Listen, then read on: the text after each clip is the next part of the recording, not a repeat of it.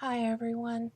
This is the first steps that I'm taking to apply for the stem cell transplant. Um, I had done a tremendous amount of research on the computer, what treatments are available for lupus, and we've done everything that we possibly can do. My doctor said there's not anything else that she can, pull out of her hat to help me. And she thinks that the stem cell transplant could be promising for me. And so I've searched the internet, everything possible, Google, YouTube, everything. And the one thing that I kept on coming back to is the Northwestern University School of Medicine in Chicago, and it is a Dr. Burt, B-U-R-T.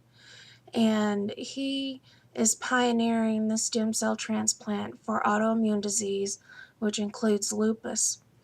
And so, my doctor has reviewed all of the information that was sent to us from Dr. Burt's office, and she was impressed, and so we're moving forward.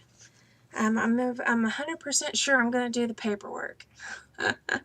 And then from there on, from my initial evaluation and meeting Dr. Burt and seeing the facility, if they say yes, I'm a candidate, at that point I'll make my decision, because this is a very serious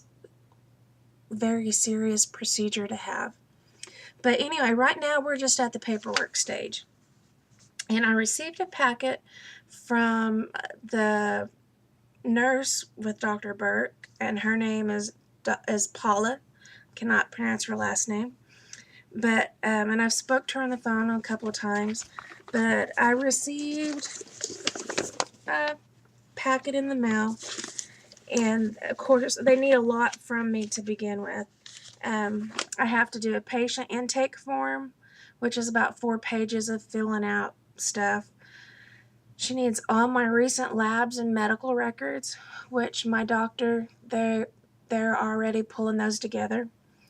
And I have to write a letter in chronological order, my history of lupus. And so I'm doing that. And last night, Dwayne and I sat down and we started, just throwing things out there and putting it on paper, because since this all started with in 2003, although there's things throughout my childhood and everything, I am putting that in the application, but also the main things for us to remember start in 2003. And it's difficult for me because of the cognitive problems lupus has caused me. And Dwayne will sit there and say this, and this, and I'm going, really? So, Dwayne is essential in me getting this letter written, because otherwise I will be missing a lot of things. But once I get my letter, once I get the intake form and my letter, my medical records and all that, I send them to Paula, and they will review it to see even if I need to make my first trip to Chicago. And at that point, she'll call me, let me know, and then we'll schedule our trip to Chicago, which this is going to be a tremendous financial burden, because for every trip that we make, we're going to have to pay for it out of our own pocket. Insurance will not cover travel, food, and hotel expenses. And so, and also once the stem cell process starts, I'll be in Chicago for approximately 3 months, and that, I don't like that. I don't want to be away from my family. It's Dwayne surely definitely does not have 3 months of sick leave built up. He'll have to stay back here for the majority of the time to, work to pay for our home, to pay for our life, to pay for me being in Chicago. Sheldon will be in school. I'm talking to my mother because she's the only other person that I'd be, fully comfortable with being there to take care of me. And so, there's just a lot of things that we've got to figure out.